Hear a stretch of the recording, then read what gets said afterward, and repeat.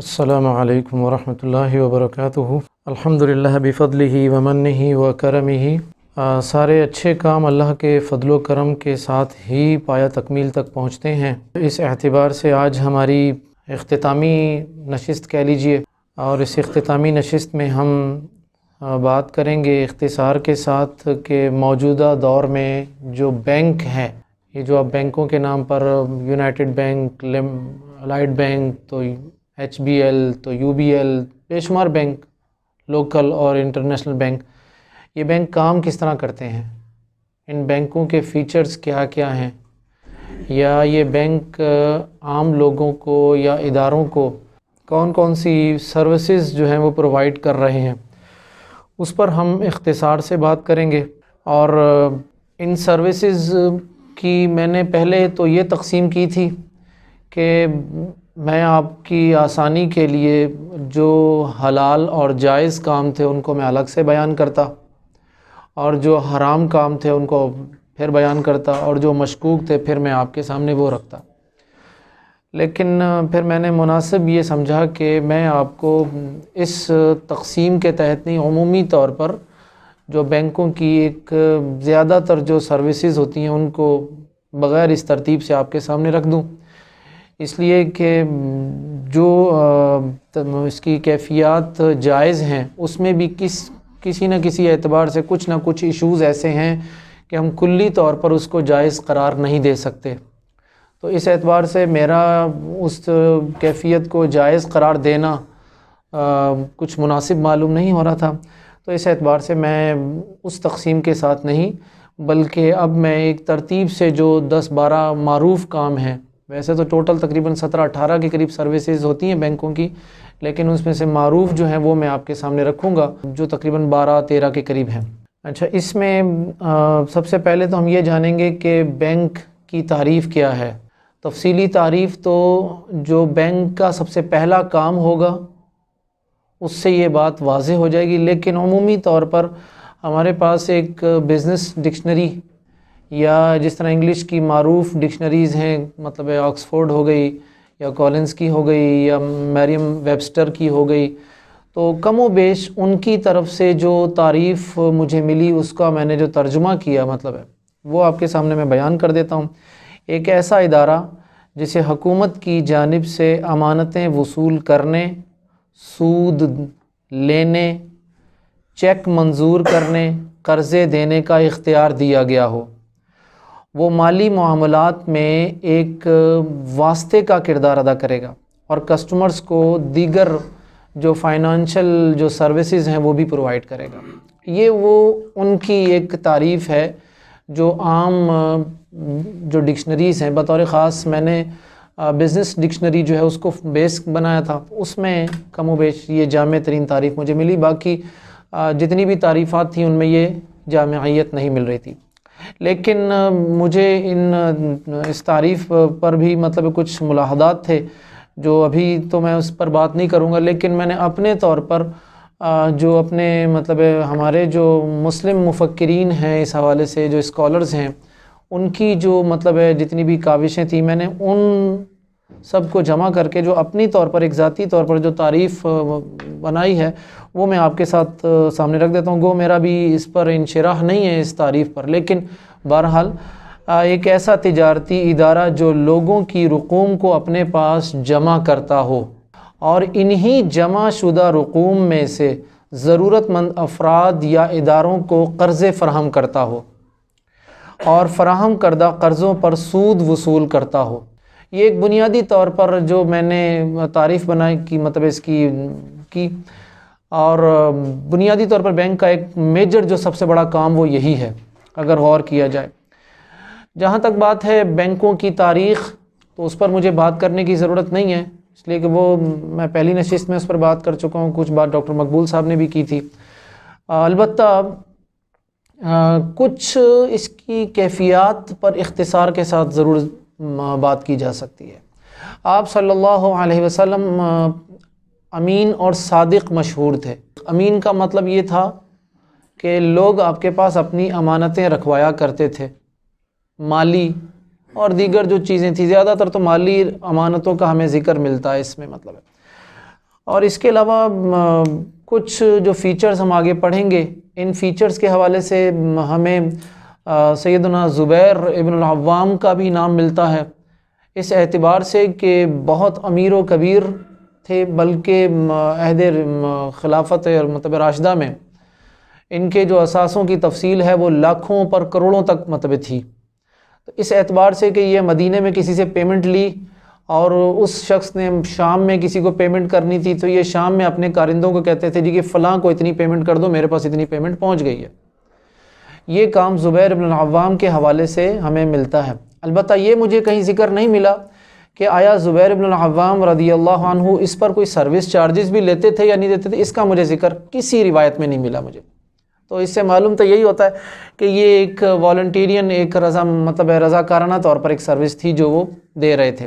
इसके अलावा मुख्तलिफ़ हमें अगर बैंक के फ़ीचर्स पर बात करें तो सैयदा खदीजा रज़ियल्लाहु अन्हा का माल जो था वो अल्लाह के रसूल सल्लल्लाहु अलैहि वसल्लम मुदारबत पर लेकर जाया करते थे, इसका ज़िक्र आप लोगों ने सीरत में पढ़ा होगा। इसी तरह सैयदना उस्मान गनी के मतलब माल तिजारत जाता था। अब्दुर्रहमान बिन औफ़ के हवाले से हम ज़िक्र सुनते हैं। और अगर बाद में के अदवार में आए तो इमाम अबू हनीफ़ा रहमतुल्लाह एक मारूफ़ ताजिर थे जिनका माल मुदारबत पर जो देते भी थे। मतलब इस एतबार से हमारे सामने तारीख़ के इन तमाम अदवार में एक ऐसे मालियाती इदारे का वजूद ज़रूर मिलता है जिसका आगाज़ इनफरादी बुनियादों पर हो रहा है।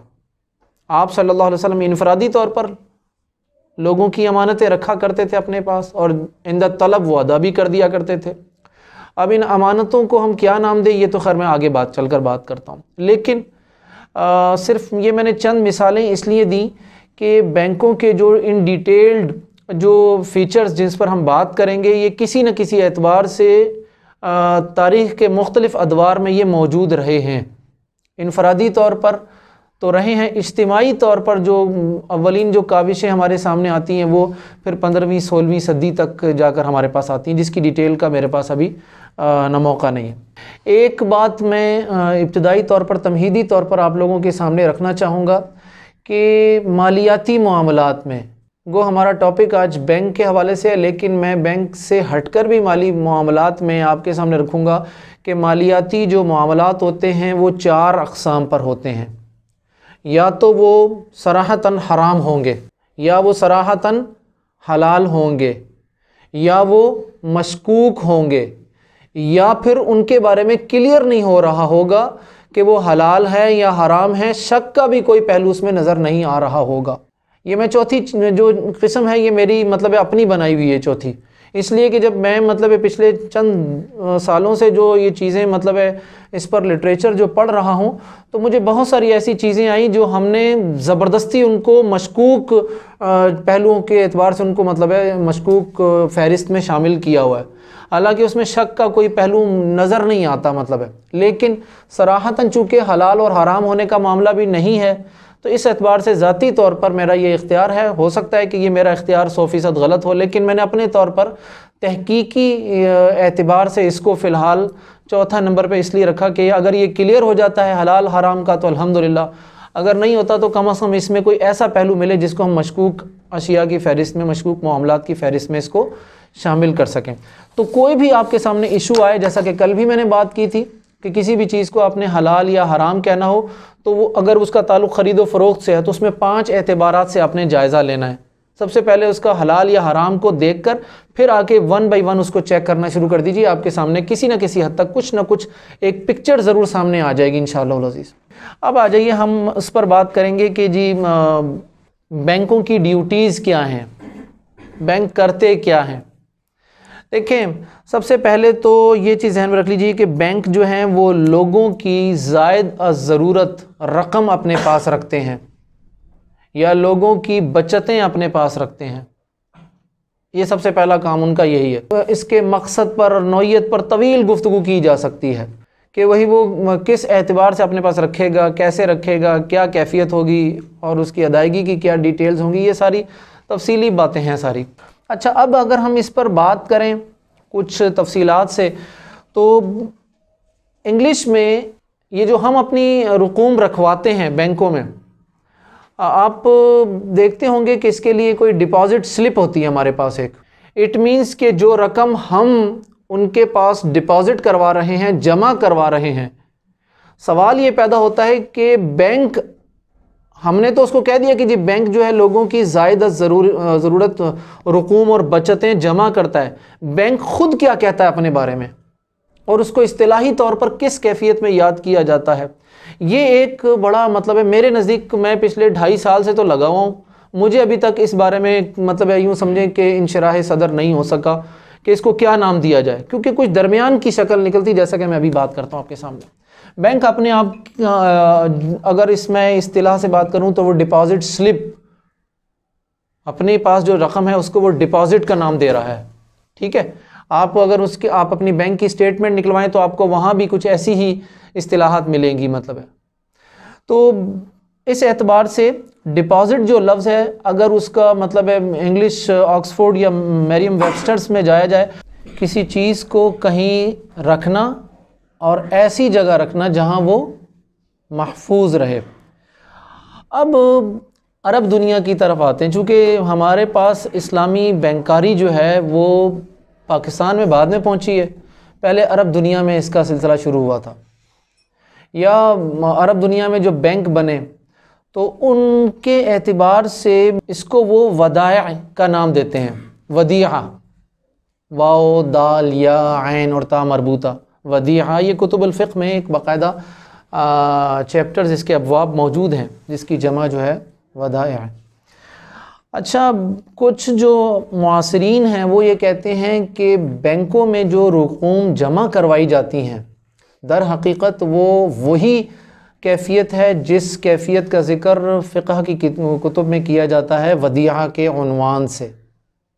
कुछ अहले, अभी मुआसरीन की बात मैं कर रहा हूँ मतलब है, यानी जिस तरह वदिया में होता ये था कि कोई शख्स किसी के पास अपनी रकम बतौर अमानत रखवाता था और आइंदा तलब वो ले लेता था। तो उन्होंने इस पर क़यास करते हुए जी कि बैंकों के पास भी ऐसा ही होता है कि हम अपनी रकम बतौर अमानत रखवाते हैं और आइंदा तलब वो रकम हमें मिल जाती है। एक ये कैफियत आ गई। लेकिन इसके बाद अगर कुतुबुल फ़िक़्ह की उन अबवाब को गौर से देखा जाए, उनका जायज़ा लिया जाए, तो 2-3 बातें मैं ख़ुलासे के तौर पर आपके सामने रखूँगा। उन तमाम अबवाब में वदिया को अक़्द की एक किस्म गर्दाना गया है और हैरान कुन अमर ये है कि उन अबवाब में वदिया की मशरूइयत पर जिन नुसूस से इस्तिदलाल किया जा रहा है वो तमाम की तमाम नुसूस जो हैं वो हक़ अमानत यानी अमानत की अदायगी पर डिपेंड कर रही हैं। आम नुसूस नहीं मिलती अमानत की अदायगी के हवाले से, वो सारी की सारी वैसी नुसूस हैं। तो इस एतबार से वदिया पर कुतुबुल फ़िक़्ह के अगर मतलब उस उमूमी तजज़ियाती मामले को हम सामने रखें तो वो अमानत के तौर पर आ रहा है। और अमानत के एतबार से या वदिया को अगर सामने रखें तो जिसके पास आप रखवा रहे हैं, अगर वो अमानत उससे ज़ाया हो जाती है उसकी गफलत के बग़ैर, तो वो शख्स इस अमानत का देनदार नहीं है। ये हमारे पास वदिया का ख़ुलासा मौजूद है।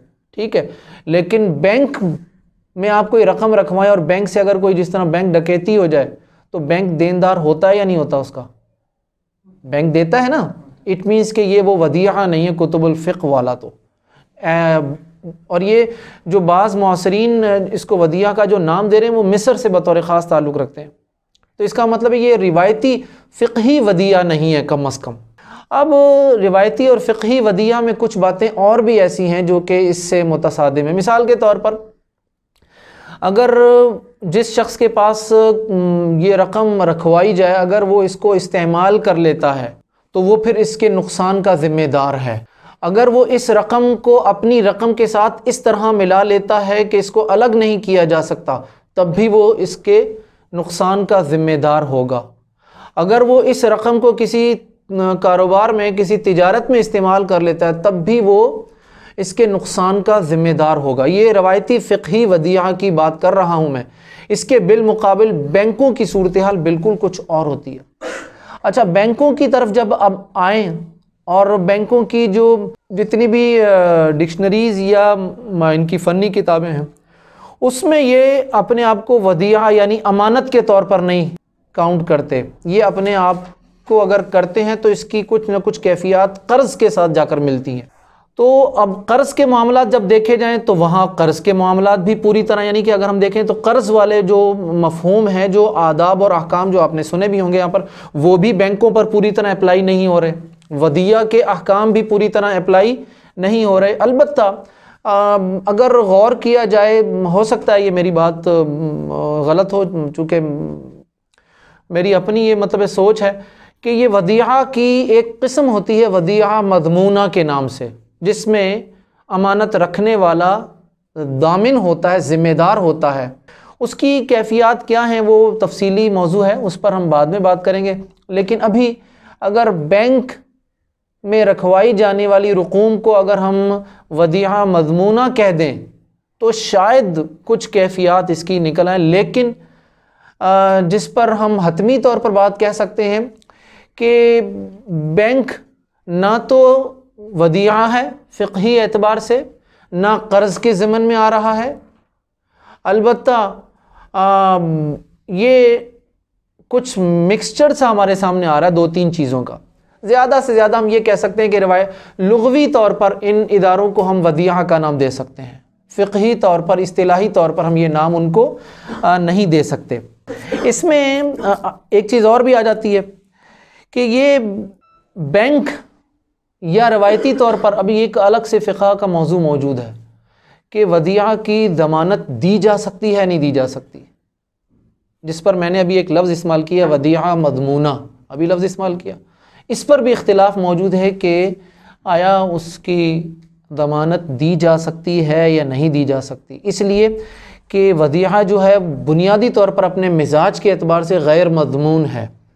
और इसके बारे में हमारे पास कहा जाता है कि यदुल अमीन गैर दामिना, एक मारूफ एक मतलब एक मशहूर है ये कि अमानतदार जो होता है वो दामिन नहीं होता, अगर उसकी कोताही या गफलत ना हो तो वो ज़िम्मेदार नहीं है इसमें इस नुकसान का। तो इस पहली जो हमने मतलब ड्यूटी बताई है, इस ड्यूटी के साथ हमारे पास अब उम्मीद है ये बात वाज़ेह हो चुकी होगी कि बैंक की तारीफ़ क्या है और बैंक बुनियादी तौर पर बाय नेचर ऑफ जॉब के एतबार से है क्या, कि ये हम अगर अपने इस्लामिक पॉइंट ऑफ व्यू से देखना चाहेंगे तो हम क्लियर नहीं कर पाते इस चीज़ को। एटलीस्ट हम ये कह सकते हैं कि जी लोगों की बचतें रखने वाला इदारा, इस हद तक तो अगर मैं और आप कह सकें कि ये जायज़ अमर है, इसमें तो कोई इशू नहीं है। इसमें हम इज्तिहाद कर सकते हैं और जो रकूम रखी जा रही हैं उनके लिए कुछ कवायद और दवाबित भी वज़ा किए जा सकते हैं, नुकसान के एतबार से, ज़िम्मेदारी के एतबार से, कि इसको हम शरई तौर पर किस एतबार से इसको काउंट करेंगे। ये सारी बातें की जा सकती हैं तहकीक के ज़रिए। मतलब है बुनियादी तौर पर ये चीज़ एक जायज़ महसूस होती है कि लोगों की जो अमानतें हैं वो रखी जाए अपने पास। नंबर 2, इसी से ये पहले पॉइंट से दूसरी ड्यूटी भी हमारे पास आ रही है कि लोगों की जमा शुदा रकूम को बतौर कर्ज़ फराहम करना, ये दूसरी ड्यूटी आती है बस बैंक की। इस पर एक बड़ा दिलचस्प मैं मतलब है ना आपको एक हकीकी लतीफ़ा सुनाता हूँ, आपको समझ में आएगा ये कर्ज़ा वाली जो है ना ये सिस्टम है क्या ये सारा। देखें जी, मैंने बैंक के पास जाकर 1 लाख रुपया डिपॉज़िट करवा दिया, रखवा दिया उसके बाद। अच्छा जी, मैंने वो 1 लाख डिपॉज़िट करवाने के बाद अपनी ज़रूरत के तहत फिर उससे कुछ कर्ज़ा ले लिया जी, मतलब है कर्ज़ा ले लिया मैंने या किसी और ने ले लिया, लेकिन निकलवाया नहीं उसके पास से। अब बैंक के कागज़ात में वो रकम कितनी हो गई है, बैंक के कागज़ात में कितनी हो गई है, 2 लाख हो चुकी है। 1 लाख मेरा डिपॉज़िट और 1 लाख जो मैंने उससे लोन लिया, ठीक है जी। अब मज़ीद कुछ इस तरह आ जाएंगे, एक और लेने वाला आ जाएगा, एक और लेने वाला आ जाएगा, क्योंकि ज़्यादातर बैंक जब भी कोई हम लेते हैं रकम लोन लेते हैं तो सारा तो नहीं निकलवा लेते एक यकमुश्त, अपनी ज़रूरत के तहत लेते हैं। अब वो एक्चुअल अमाउंट कितनी है, 1 लाख, लेकिन कागज़ी तौर पर वो लोन 8-10 अफराद को देने के बाद वो कागजी तौर पर कहाँ पहुँच जाएगी, वो 5 लाख 6 लाख 7 लाख तक रकम पहुँच जाती है। आप अंदाज़ा करें कि बैंकों की जो मतलब ये जो सूरत हाल है ये कितनी ख़तरनाक है। हकीकत हाल पर नहीं चल रहे वो बैंक, ये मौजूदा जो हमारा बैंकारी जो सिस्टम है वो सारा, कि एक्चुअल रकम सिर्फ 1 लाख की है जो उसके एसेट हैं, लेकिन वो लोन देने और लेने के प्रोसेस में उसके कागजी तौर पर जो अमाउंट है वो 1 लाख की अमाउंट वो 10 लाख के बराबर हो जाती है। ये है वो काम जिसको हम कह सकते हैं कि कर्ज़ों की मईशत। बैंकों का ये असल तारुफ ये है। अब अगर बीइंग अ मुस्लिम अगर मैं गौर करूं तो कर्ज़ जायज़ है, अल्लाह के रसूल सल्लल्लाहु अलैहि वसल्लम से भी मिलती हैं ऐसी चीज़ें हमें। लेकिन आप लोगों ने ये गौर किया इस बात पर कभी कि आपने एक दुआ भी मांगी थी, अल्लाहुम्मा इन्नी अऊज़ु बिका मिनद्दैनि व गलबतिर रिजाल। अल्लाह देन कर्ज़ से ज़्यादा वसी कैनवस पर है। कर्ज़ जो है वो देन का एक हिस्सा बनता है। अल्लाह के रसूल देन से अल्लाह की पनाह तलब कर रहे हैं। और गलबतुर रिजाल से मुराद क्या है, लोगों का तसल्लुत। और सबसे बुरा तसल्लुत कौन सा होता है, माली तसल्लुत, जिसमें इंसान ख़त्म हो जाता है। आप सल्लल्लाहु अलैहि वसल्लम ख़ुद भी पनाह मांग रहे हैं अल्लाह ताला की, अल्लाह की पनाह में मतलब आना चाह रहे हैं। सहाबा की तरबियत भी आपने ये की।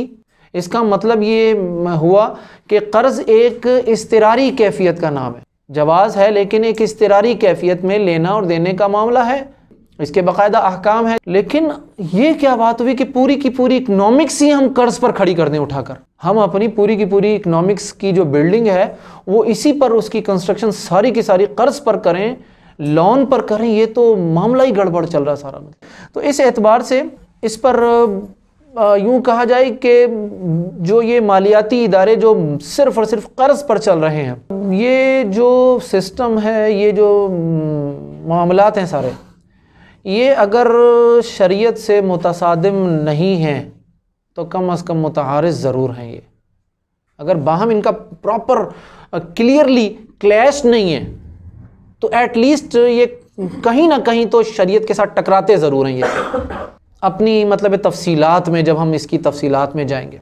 लिहाजा ये जो जमा शुदा रुकूम को बतौर कर्ज़ा देना, और सबसे इशू क्या है जी, ये कर्ज़ा देने वाला मामला जो इसके साथ ही अगला एक और बड़ा ख़तरनाक फ़ीचर जो एक लगा हुआ है वो क्या चीज़ है जी, तीसरी चीज़ क्या आएगी, सूद, जो बराह रास्त इसके साथ अटैच हो जाती है।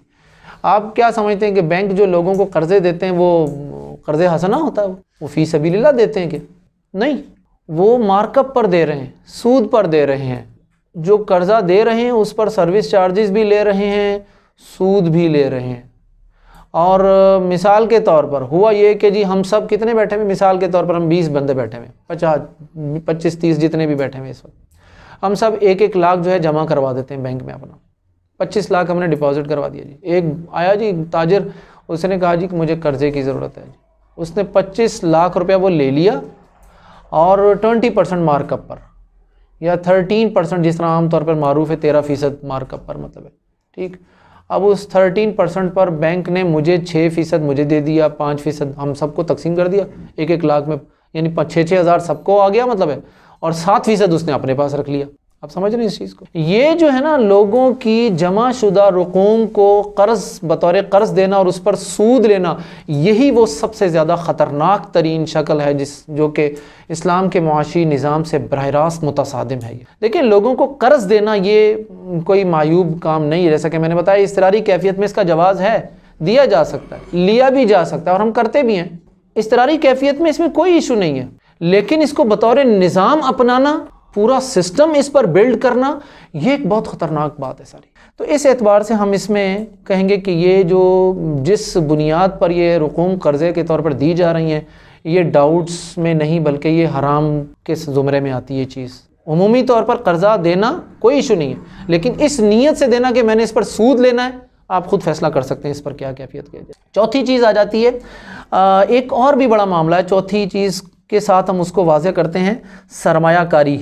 ये बड़ा अजीब व गरीब किस्म का काम है। मैंने अपने तौर पर आज सारा दिन में जो 2-3 बैंकों की मैं वो जो तारुफ ये चीज़ें पढ़ने की कोशिश की, स्टेट बैंक से भी कुछ, उनकी वेबसाइट से भी कुछ लिटरेचर जो था वो डाउनलोड करके देखने की कोशिश की जितना मैं समझ सका। वेस्टर्न वर्ल्ड के जो बैंकिंग सिस्टम है उसका तो मुझे मतलब क्लियर वहाँ से तो मिल गया ये, मतलब यहाँ भी कुछ इस हवाले से मतलब कुछ चीज़ें ऐसी मिली।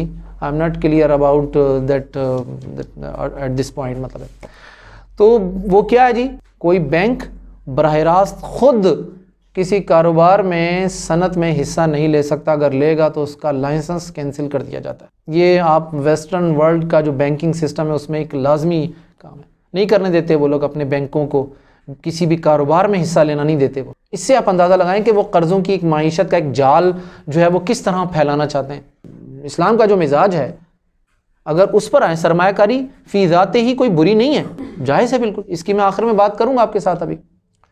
तो अगर इन्वेस्टमेंट फिलवाक़े की जाए, मिसाल के तौर पर हमारे पास जो बैंक हैं, अगर ये बैंक जिस तरह बिलासूद बैंकारी या बिलासूद जो कर्ज़े दिए जाते हैं, अब ये बिलासूद जो कर्ज़े दिए जाते हैं क्या वाक़तन ये बिलासूद ही होते हैं? ये बिलासूद नहीं होते, उसमें भी कुछ ना कुछ रुकूम की वसूली वाला मामला होता है। अब वो डाउट्स में है वो क्या चीज़ें सारी। तो सरमायाकारी फ़ी ज़ाती ही एक बहुत बड़ा काम है जो कौमों की तामीर में हिस्सा लेता है, एक बहुत बड़ा फैक्टर है। बेरोज़गार को रोज़गार मिलता है, सनतकारी, ठीक है, कारोबार, फैक्ट्रियाँ, कारखाने, छोटे पैमाने पे छोटे छोटे जो बिज़नेस यूनिट्स होते हैं ना। ये बांग्लादेश ने जो अपनी जो इकोनॉमिक्स पाकिस्तान से आगे लेकर गया, वो क्या किया उसने, छोटे छोटे जो होते हैं ना यूनिट्स, छोटे छोटे यूनिट्स, घरेलू जो दस्तकारियाँ, सनतकारियाँ जो होती हैं, एक 80 गज के प्लाट में छोटा सा उसने मतलब 10 मशीनें दे दी, उस पर काम शुरू कर दिया जी। तो इस एतबार से सरमायाकारी फ़ी ज़ाते ही तो बुरी नहीं है, लेकिन यहाँ जो सरमायाकारी का जो मामला हो रहा है ना जी, ये बड़ा मतलब मामला है सारा। क्या है जी, इस पर ताजिर हजरात लेते हैं, सूद पर रकम लेंगे, ये वही पिछली पॉइंट से जाकर मिलती है। खुद बैंक सरमायाकारी नहीं करेंगे, सरमायाकार को देंगे रकम सूद पर। और यहाँ मैं बताता चलूँ कि बैंक के पास बुनियादी तौर पर 3 किस्म के डिपॉजिट्स आते हैं, एक सेविंग अकाउंट की सूरत में, एक करंट अकाउंट की सूरत में, और एक फ़िक्स्ड डिपॉजिट की सूरत में। ये फ़िक्स्ड डिपॉजिट नहीं होता जी 10 लाख रखवा दें, माना ये मुनाफा लेते रहें, हर बैंक ने ऐसे फीचर्स दिए हैं, मतलब है। अच्छा, यहाँ पर मैं ये गलतफहमी भी दूर कर दूँ आप लोगों की। अब अव्वल तो उम्मीद है कि होगी नहीं ये गलतफहमी, लेकिन फिर भी अगर होगी तो दूर कर लीजिए। सूद का अमल दखल तीनों में है। ये जो कहा जाता है ना कि PLS सेविंग में ये सूदी अकाउंट है, जो करंट अकाउंट है उसमें सूद नहीं होता, ये सबसे बड़ा धोखा है, ये सबसे बड़ा फ्रॉड यही है। मुझे बताएं कि आप अपनी जो एक लाख जो रकम आप अपनी करंट अकाउंट में रखवा रहे हैं, तो वो बैंक उससे क्या कर रहा है, उस रकम से बैंक क्या कर रहा है, हज और उम्रे करवा रहा है क्या, बिला सूद लोगों को मदद कर रहा है, मतलब नहीं, वो उसी पर्पज़ में इस्तेमाल कर रहा है जिस पर्पज़ में PLS सेविंग अकाउंट की रकम इस्तेमाल हो रही है। बैंक में तो अंदर जाके देखें तो उनके खातों में तो ऐसी कोई तकसीम नहीं है कि ये करंट अकाउंट है भाई कहीं इस्तेमाल नहीं होगी भाई, ये भाई PLS सेविंग अमाउंट है इसको इस्तेमाल करो भाई, ये फिक्स्ड डिपॉजिट है इसको इस्तेमाल करो। आपकी करंट अकाउंट की अमाउंट का अलग से खाता तो कहीं भी नहीं नज़र आता, वो अमाउंट तो सारी की सारी मिक्स हो रही है, सारी की सारी। और ना ही स्टेट बैंक की ऐसी कोई इंस्ट्रक्शंस मौजूद हैं कि आप इनको इस तरह अलग करें। तो बाय डिज़ाइन भी वो तीनों की तीनों मिली हुई चीज़ें। तो सरमायाकारी में ये तीनों किस्म की जो अमाउंट्स हैं वो इस्तेमाल हो रही हैं चीज़ें, ठीक है। तो ये चौथी ड्यूटी आ गई बैंक की, जो सरमायाकारी खुद नहीं करता, इनडायरेक्ट वे में सरमायाकारों को वो अमाउंट्स जो है वो लोन देता है और उस पर मार्कअप लेता है। पाँचवीं चीज़ थोड़ी सी फ़नी है, लेकिन मैं कोशिश करूँगा ज़रा आसान लफ्ज़ों में बात वाज़े करने की। एक हमारे पास बैंकों में एक बहुत बड़ा काम जो होता है डिस्काउंटिंग ऑफ बिल्स। आप अरब दुनिया की अगर अरब इस्तिलाह के एतबार से बात करें तो खस्मुल औराक अत्तिजारिया के नाम से इसको याद कर सकते हैं। ये बैंकों की आमदनी का एक बहुत बड़ा ज़रिया है जी। अगर आप इसको निकाल देना, बैंक जो है ना आधे बैठ जाएंगे सारे के सारे। ये इतनी बड़ी मतलब आमदनी का इतना बड़ा ज़रिया है बैंकों की। है क्या ये सिलसिला क्या है? कारोबारी हजरात जो हैं वो एक दूसरे को कर्जा देते रहते हैं। हम एक मिसाल बना लेते हैं अपनी तरफ से ताकि हमें ये समझने में आसानी हो जाएगी कि डिस्काउंटिंग ऑफ बिल्स हैं क्या चीज़। डिस्काउंट का लफ्ज़ समझ में आ रहा है आप लोगों की? क्या मतलब इसका? रियायत, ठीक है जी। और खस्म का मतलब क्या होता है? वो भी इसी में आता है। अब मामला ये है कि फॉर एग्ज़ाम्पल सलमान ने यहाँ उसामा को 1 लाख रुपए की रकम दी। अब उसामा ने 1 लाख की जो तहरीर लिख दी इसको कि जी मैं आपको ये रकम 1 साल में वापस करूँगा, जो तरीक़ा है गवाहों की मौजूदगी में, ये सारा काम प्रोसेस हो गया जी, स्टाम्प पेपर पर, एफिडेविट पर ये काम हो गया। उसामा ने वो तहरीर दे दी, सलमान को दे दीजिए।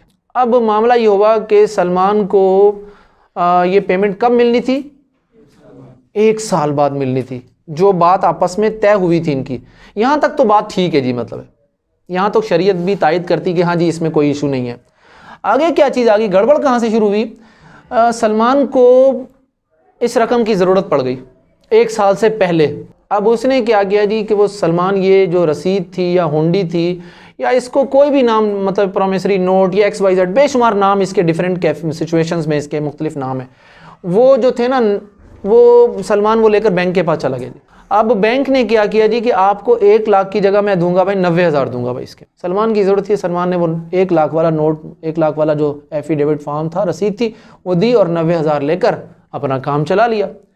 वक्त मुकर्ररा पर बैंक ने उसामा से रब्ता किया, उसामा ने 1 लाख उनको पे कर दिया। आपकी समझ में आई ये चीज़? क्या चीज़ समझ में आई? बैंक को कितनी आमदनी हुई इसमें?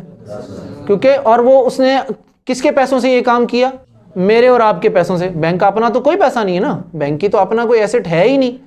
बैंक ने मेरे ही पैसों से मुझसे ही रियायत ली और अपने 10,000 उसने निकाल ली इसमें से। ये एक डिस्काउंटिंग ऑफ बिल्स का जो एक टॉपिक है, ये बैंकों की बहुत बड़ी आमदनी है। फर्दर स्टेट बैंक तक ये काम करता है हमारा, और दुनिया का हर मुल्क का स्टेट बैंक ये काम करता है। कारोबारी हजरात में ये चीज़ चलती हैं, इसको मखसूस मतलब नाम भी दिए जाते हैं।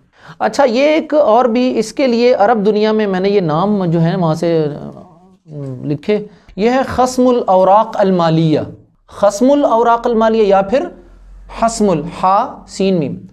अब मैंने जो मुख्तसर वक्त में अपने तौर पे किया, मुझे ना तो खस्म के लफ्ज़ और ना हस्म, दोनों के लफ्ज़ों पर मेरा इत्मीनान नहीं हो रहा था कि यहाँ ये इसका इस्तेमाल जो है ये सही है या नहीं है, इसलिए कि दोनों लफ्ज़ों के जो फ़िक़ही मफ़ाहीम हैं वो यहाँ पर कुछ सेट नहीं बैठ रहे कुछ।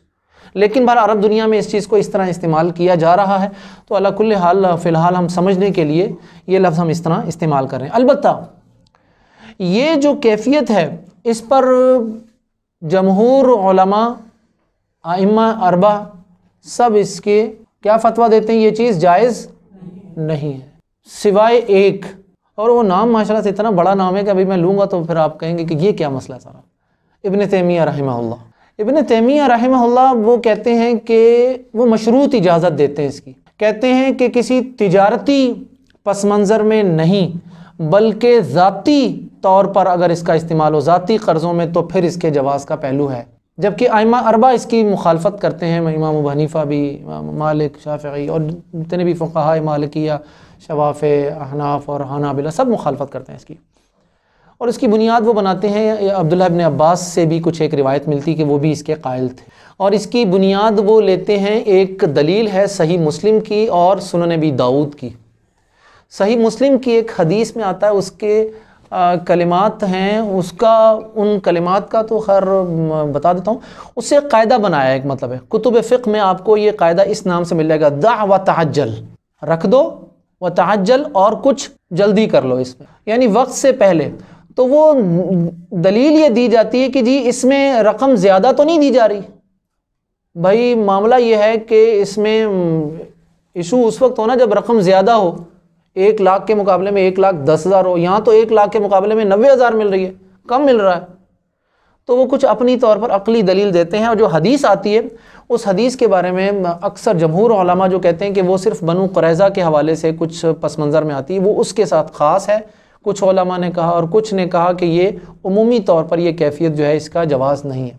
तो बहरहाल अला कुल्ले हाल इसको हम उन्वान ये देंगे कि कर्ज़ की जो तहरीर होती है, कर्ज़ की तहरीर की ख़रीदो फ़रोख्त पर माली मनफ़अत, ये चीज़ इब्न तैमिया रहमहुल्लाह ने गो एक महदूद शक्ल में मशरूत जवाज़ का पहलू ज़रूर दिया है, लेकिन अमूमी तौर पर जो है इसका मतलब हुर्मत वाला मामला इसका वादे है, इसका ये चीज़ जो जायज़ नहीं है। अब सवाल ये एक पैदा होता है जी कि बैंकों की आमदनी का, ये मेरे मतलब मैं इतना कोई बड़ा माहिर तो नहीं हूँ बैंकिंग सिस्टम का, तालिब इल्म हूँ एक, लेकिन एक सवाल मेरे जहन में ज़रूर आया था, एक बात कि बैंकों को हम तकरीबन उसकी 30%, 40% या बाज़ कुछ लोगों ने 50% तक अगर आमदनी से महरूम कर रहे हैं तो कुछ ना कुछ तो इसका मुतबादिल होना चाहिए ना इसका। अगर हम चाहते हैं कि इस्लामी बैंकारी हो तो उसका मुतबादिल भी तो होना चाहिए। तो वो मुतबादिल क्या होगा उस पर हम बाद में बात करेंगे। आगे आ जाइए जी नंबर 6, बिल ऑफ एक्सचेंज के नाम से। ये बिल ऑफ एक्सचेंज का बहुत आसान सा मामला है जी। इसको अरबी में इसके लिए एक बड़ी अजीबोगरीब इस्तिलाह इस्तेमाल हुई है। मैं उस इस्तिलाह को आज तलाश कर करके थक गया हूँ, उसका माखज़ क्या मुझे नहीं मिला जी। उसका माखज़ कम्बियाला, ये कम्बियाला ये लफ्ज़ इसका माखज़ क्या है? अरबी लफ्ज़ नहीं है कम अज़ कम, ये अपनी बनावट के एतबार से ये अरबी लफ्ज़ नहीं है। लेकिन बाहर कुतुबुल बैंकों के जो मुझे जो वेबसाइट्स मिली हैं ये इस बिल ऑफ एक्सचेंज की वजाहत और तौज़ीह के लिए वहाँ पर ये कम्बियाला का लफ्ज़ ही इस्तेमाल हो रहा है। होता क्या है इसमें, इसके डिटेल में जो कुछ मिल रहा है वो जायज़ है। डिटेल जो आ रही है ना इसकी वो बज़ाहिर उसमें कोई मतलब कबाहत महसूस नहीं हो रही। वो क्या चीज़ है, मैंने जी बरतानिया से एक मशीनरी ख़रीदनी है, या जापान से, जिस तरह हमारे यहाँ मतलब मशीनें हम अपने कारखानों के लिए मशीनरी मंगवाते हैं ना, तो मैंने जापान से मशीनरी मंगवानी है जी। अब मेरा जापान में ना तो मैं जाना हो सकता है, ना मेरे वहाँ कोई ताल्लुक़ात हैं, ना कोई ऐसा सिलसिला है। तो मैं क्या करूँगा, मैं जाऊँगा मकामी किसी ऐसे बैंक के पास जिस बैंक का जापान के किसी बैंक के साथ कोई लिंक होगा। तो मैं जिस बैंक में इब्तदाई तौर पर कुछ मामलात करूँगा अपने माली तौर पर, तो वो बैंक क्या करेगा, राब्ता करेगा वहाँ पर मकामी, वहाँ पर किसी मकामी बैंक में अकाउंट खुलवाएगा। मैं यहाँ से पाकिस्तानी करेंसी में सम अमाउंट पे करूँगा और वो जो पाकिस्तान का बैंक है वो वहाँ के मकामी बैंक को मकामी करेंसी में कुछ अमाउंट जो मैंने पे की होगी वो वहाँ पर पे करेगा। मशीनरी जो है वहाँ से जापान से यहाँ कराची पहुँच जाएगी, पाकिस्तान पहुँच जाएगी। मैं वो मशीनरी जो है वो इसके कागजात जो हैं वो लेकर और जो बाकी मानदा जो रकम है वो भी बैंक को पे कर दूँगा और बैंक ने आगे मामलात क्लियर कर लेने। इस पूरे प्रोसेस को हम कहेंगे बिल ऑफ एक्सचेंज का नाम देते हैं। और बैंक इस सर्विस पर मतलब चार्जेस भी लेता है। तो बज़ाहिर इसमें कोई ऐसी कबात नहीं है। बैंक एक सर्विस दे रहा है, आपको एक मशीनरी बाहर से मंगवा कर दे रहा है तो अपने सर्विस चार्जेस ले रहा है, इसमें कोई इशू या कोई मामला नहीं है। लेकिन इसका एक पहलू जो है वो ज़रूर सामने रखा जाए। मैं रकम किस करेंसी में दे रहा हूँ, पाकिस्तानी करेंसी में, और वहाँ वो जापानी यन में पेमेंट कर रहा है बैंक। करेंसी के लेन देन, बाहमी लेन देन में जो शरई जो मतलब शरीयत की जो इंस्ट्रक्शंस हैं उनको ज़रूर सामने रखा जाए। करेंसी के साथ आपको पता है कि वो उसकी क्या कैफियत है। एक करेंसी को दूसरी करेंसी के साथ जब हम कन्वर्ट करेंगे, लेन देन करेंगे, तो जो शरीयत ने जो कवायद और ज़वाबित बताएं अगर उसको सामने रखा जाए तो इसमें कोई इशू नहीं है। अच्छा, इसी से रिलेटेड एक और चीज़ है कि सेम यही मिसाल सामने रख लें, लेकिन ऐसा है कि मेरे पास वो मशीनरी ख़रीदने के लिए पूरी अमाउंट नहीं है, तो इस काम के लिए मैं बैंक में एप्लीकेशन देता हूँ एक कि जी मुझे फ़लाँ मुल्क की से फ़लाँ जो मशीनरी, ये उसकी डिटेल्स है, ये उसके फ़ीचर्स, ये कंपनी का एड्रेस, ये सारी चीज़ें मुझे यहाँ से वो मशीन ख़रीदनी है। तो उसके लिए बैंक से वो फाइनेंशियल जो है वो हेल्प की एप्लीकेशन लिखता है। मतलब इस पूरे प्रोसेस में एक जो LC लेटर ऑफ क्रेडिट जो होता है मतलब है वो खोला जाता है। मतलब है उसमें देखा जाए इस हवाले से, लेटर ऑफ क्रेडिट के हवाले से अगर तफसीलात आपने देखनी हो तो ये जो हमारे नौजवान साथी नहीं हैं मदीना इस्लामिक सेंटर वाले साद बिन अबी वक़ास, उनका पहला जो माईशत नंबर था उसमें एक मज़मून है इसी तरह, ये जो बैंक लेटर ऑफ क्रेडिट पर मतलब है, मैंने इसका तर्जुमा किया था, वो आपको उसमें मिल जाएगा। मैं शेख इकराम से कहूँगा कि वो PDF जो है उसकी बनाकर आपके ग्रुप में शेयर करें, आप उसकी डिटेल देख लीजिएगा उसमें सारी। तो हम इसकी तफसील में अब नहीं जाते। अब आ जाते हैं इसके अगला जो काम है, तहवीलुल क़ुरूद, कर्ज़ एक जगह से दूसरी जगह ट्रांसफ़र हो जाना। ये हवाला जो होता है ना कुतुबुल फ़िक़्ह में, ये बाकायदा एक मौजूद है सारे के सारे मामला। इसमें चूँकि अगर मैं यूँ कहूँ कि अफराद की निस्बत बैंक ये काम ज़्यादा तेज़ी से और आसानी से कर सकते हैं, इसलिए कि बैंकों के पास नकदी बहुत होती है जी। आप आजकल ज़रा देखें कारोबारी अफराद के पास नकदी रकम कितनी होती है। किसी भी ताजिर के पास चले जाएं कि जी मतलब है, तो वो आपको कैश नहीं दे सकेगा, कैश के लिए आपको टाइम देगा या चेक दे देगा वो आपको, इसलिए कि अब कैश अपने पास रखने वाला रवाज ही ख़त्म हो गया। एक पुराना ज़माना होता था कि जी वो सोना चांदी जो थी वो गड़े में मतलब डाल कर ज़मीन के अंदर दबा देते थे। अब सोना चांदी ने ख़राब तो होना नहीं है, ना उसकी वैल्यू ख़त्म होनी है। आप नोट को ज़रा मटके में डालकर ज़मीन के अंदर रख दें, क्या होगा जी, 6 महीने बाद क्या, वो नोट नहीं मिलेंगे, कुछ और ही चीज़ मिलेगी वहाँ पर। किसी भी अब बैंक ये काम बहुत तेज़ी से और बहुत आसानी से कर सकते हैं। इसकी कैफियत क्या है जी, मतलब है इसके लिए बज़ाहिर मतलब है इसमें कोई इशू नहीं है, लेकिन इसके हवाले से बहरीन में एक जो हमारे पास इस्लामी मालियाती इदारे जितने भी पूरी दुनिया के हैं, उनकी एक बैनुल-अक़वामी तौर पर एसोसिएशन एक बनी हुई है, उसका आयूफ़ी नाम है, मुख़फ़्फ़फ़ AAOIFI। इस आयूफ़ी की तफसीलात आप इंटरनेट पर देख सकते हैं। इन्होंने ये जो हवाला के हवाले से जो ना तकरीबन मोर देन 35 के करीब कुछ महायीर शरइया उन्होंने तरतीब दिए हैं। डिफरेंट सिचुएशंस में, डिफरेंट कंडीशंस में किस बुनियाद पर जो है वो एक इसको नकल किया जा सकता है, तहवील की जा सकती है इस कर्ज़ की, तो इसके लिए कुछ जो है वो अच्छा। इसी में एक और चीज़ भी आ जाती है, अभी जो हम डिस्काउंट ऑफ बिल्स का हमने पढ़ा है, वो जो रसीद जो थी जो बैंक को बेची तो बैंक ने उसको पूरा ले लिया, अपने 10,000 ले लिए, वो उसका जिक्र भी इस आयूफ़ी ने मतलब है किया है। तो जिसे दिलचस्पी हो, ये तकरीबन 35-36 के करीब जो हैं कवायद जो हैं इसमें मिलने थे, तो इसमें आप इसकी डिटेल्स यहाँ पर देख सकते हैं। बैंक का एक काम ये भी होता है, लोगों का एक सादा तरीन काम जो बैंक लोगों की अमानतें संभाल के रखना। अब ये अमानतें रुकूम नहीं है, बल्कि ज्वेलरी है, मकान के कागजात हैं, डॉक्यूमेंट्स हैं, बहुत सारी चीज़ें होती हैं मतलब है जो बैंक के पास रखते हैं। ये जो रकम है, ये रकम कह रहा हूँ सॉरी, ये जो चीज़ें हैं इसके लिए वदीआ का लफ्ज़ इस्तेमाल किया जा सकता, मुमकिन है किसी एतबार से, क्योंकि इसमें बैंक का कोई अमल दखल नहीं होता। बैंक ने आपको एक लॉकर दे देना होता है, लॉकर दे दिया और उस लॉकर की चाबी आपके पास है और उसका कोड उस मतलब कुछ ऐसा होता है कि एक चाबी उनके पास है, एक चाबी आपके पास है, इस तरह से ये सिलसिला होता है। तो एक काम ये होता है कि बैंक आपकी कीमती चीज़ें वो संभाल कर रखता है और इस पर वो सर्विस चार्जेस आपसे लेता है। उसके बाद आ गई एक और चीज़ आ जाती है कि बैंक जो है एजेंट का काम करता है। अच्छा, ये लोगों की अमानतें रखकर उस पर सर्विस चार्जेस लेना, इस पर भी कोई इशू नहीं है। उस पर बिजली का खर्च और लॉकर का खर्च, गार्ड का खर्च, तनख्वाहें वगैरह होती नहीं होती, तो इसमें बाहर कोई इशू नहीं है।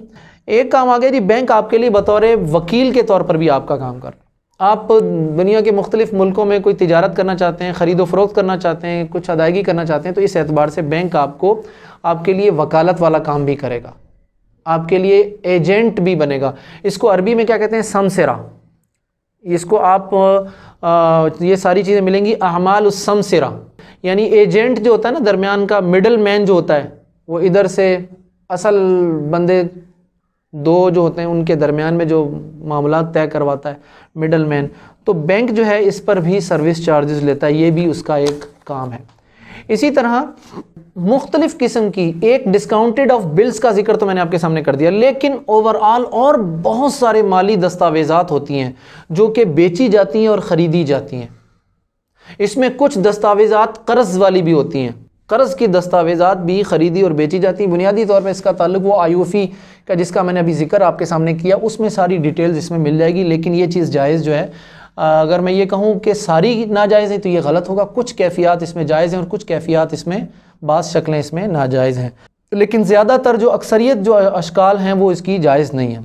एक बैंकों का काम और है कि रकूम का तबादला, आपने रकम यहाँ से इस्लामाबाद भेजनी है, यहाँ से लाहौर भेजनी है, कराची में ही आप ले लें, यहाँ से औरंगी, यहाँ से गुलबर्ग या किसी को भी ट्रांसफ़र करनी है, तो इस पर भी बैंक कुछ सर्विस चार्जेस लेता है। आपने 1000 रकम भेजी तो आपसे 1000 पर 58 रुपीज़ जो आपसे ले लिए उसने, तो ये भी सर्विस चार्जेस हैं। बज़ाहिर इसमें भी कोई इशू नहीं लगता। मतलब अब आ गया जो मेरा आज का टॉपिक था, उसमें आखिरी जो चीज़ आती है वो है कि अगर मैं इसको अरबी में आपके सामने रखना चाहूँ, क्योंकि आप लोगों की ज़ुबान अरबी है, तो ये है तमवीलुल मशारी' अत-तिजारिया अव सिनाइया, यानी ऐसे प्रोजेक्ट जो इन्वेस्टमेंट बेसिस पर हों, इंडस्ट्रियल या बिजनेस, आप इसको कोई भी नाम दे दीजिए, किसी भी फील्ड में ले लीजिए आप इसको, ये उन प्रोजेक्ट्स पर बैंक जो है बाकायदा जो है इन्वेस्टमेंट करवाता है। ख़ुद तो कर नहीं सकता बरह रास्त, ये मैं बात करके जा चुका हूँ, ख़ुद करेगा तो उसका लाइसेंस कैंसिल कर दिया जाता है, तो ये करवाता है। इसने मार्केट में अपने कुछ एजेंट्स रखे होते हैं अंदरूने खाना,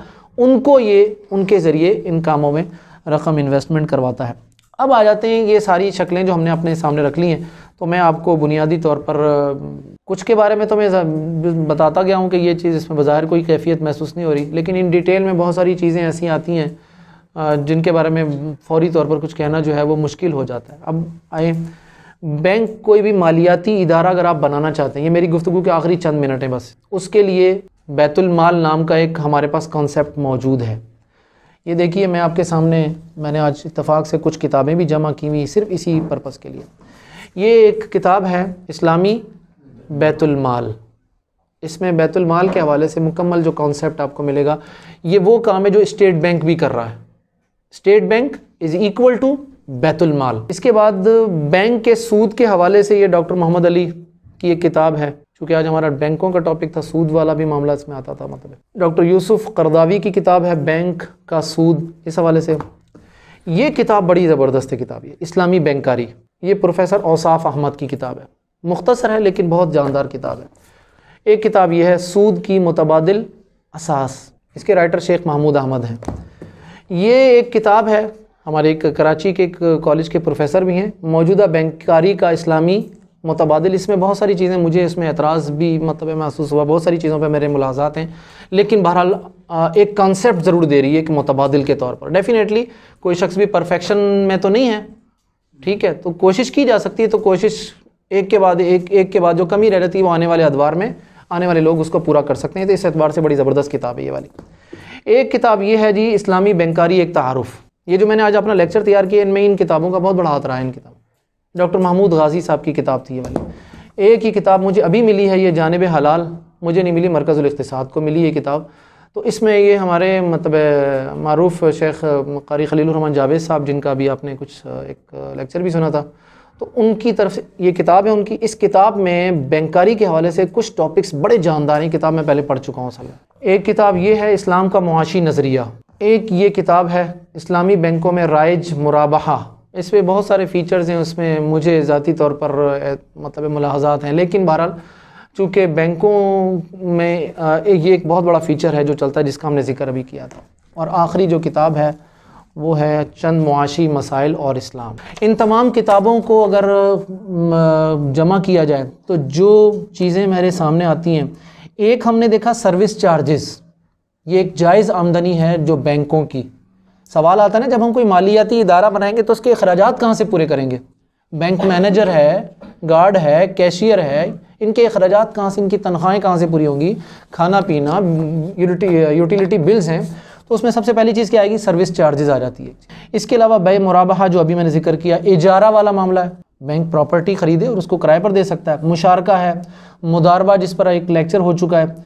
इसी तरह मुख्तलिफ जो रेंट शेयरिंग है, कुल्ली तौर पर ना लिया जाए, मतलब है इसमें हिस्स जो शेयर्स का कारोबार है, बैंक मार्केट में शेयर्स ख़रीद सकता है, जायज़ जो इस्लामी कैफियत में जो कंडीशंस मशरूत जो जायज़ हैं वहाँ पर वो शेयर्स ख़रीद सकता है। इसी तरह और कुछ मैन्युफैक्चरिंग वाला इशू है, ऑर्डर्स पर जो मतलब मुख्तलिफ लोग जो अपना माल तैयार करवाते हैं उसमें बैंक अपना रोल प्ले कर सकता है। और बहुत सारे फीचर्स हैं जिनको इन्वॉल्व किया जाए तो बैंकों के पास ये सारी चीज़ें मतलब ये कैफियत बन सकती है कि एक पूरा स्ट्रक्चर बन सकता है। अब इस एतबार से मैं आपको आखिरी एक दो जुमले कहूँ और अपनी गुफ्तगू ख़त्म करता हूँ। देखें, आप फ़िलहाल ये जो आपके सामने इस्लामी बैंकारी के नाम से, जिस तरह मीज़ान बैंक है, फैसल बैंक है, दुबई इस्लामिक बैंक है, आप इनको देखकर फौरी तौर पर हराम के फतवे मत लगाएं भाई। ये चीज़ समझ में आने वाली है कि ये स्टेट बैंक के ताबे हैं, तो स्टेट बैंक जब तक अपनी पॉलिसी को इस्लामाइज़ नहीं करेगा उस वक्त तक ये इश्यूज़ इसी तरह रहेंगे। लेकिन अगर हम गौर करें तो ये एक पहला कदम तो है ना ये वाला। अब इनमें इस्लाह, इसमें जो कमी है, जो चीज़ें इस्लाम के मिजाज से मुतसादिम हैं, जो क्लैश हो रहा है, उनको क्लियर कीजिए, उनको वाजे करें कि हाँ ये चीज़ गलत है, ये सही है। तो ये एक बेहतरी की तरफ एक कदम जा सकता है। सिर्फ महज मुखालफत बराए मुखालफत करने से कुछ नहीं होता। तो इस एतबार से जो कुछ हो चुका है उसको अप्रीशिएट किया जाए। एटलीस्ट मैं हमारे एक आलिम दीन बड़े सख्त मुतशद्दिद कहने लगे जी मैं तो इस चीज़ को बर्दाश्त नहीं कर सकता हूँ कि एक हराम काम इस्लाम के नाम से हो। इट्स ओके, ये बात समझ में आने वाली है कि इस्लाम एक हराम काम इस्लाम के नाम से नहीं होना चाहिए, लेकिन आप उस पर यकीन ना रखें, लेकिन उसमें इस्लाह की कोशिश तो कर सकते हैं। पहले वो 100% हराम था, अब वो 80% हराम रह गया भाई। 20% तो जवाज का पहलू आ गया ना, उसमें कुछ ना कुछ तो आया ना। तो आप कोशिश करके भाई उसको पूरा इस्लामाइज करें, आप पूरा नक्शा बना कर दीजिए उसको। महज ये कह देना कि ये हराम है, ये सही नहीं, ये कोई मतलब माकूल रवैया नहीं है। मुतबादिल भी देना चाहिए। तो अल्लाह ताला आप लोगों का हामी और नासिर हो।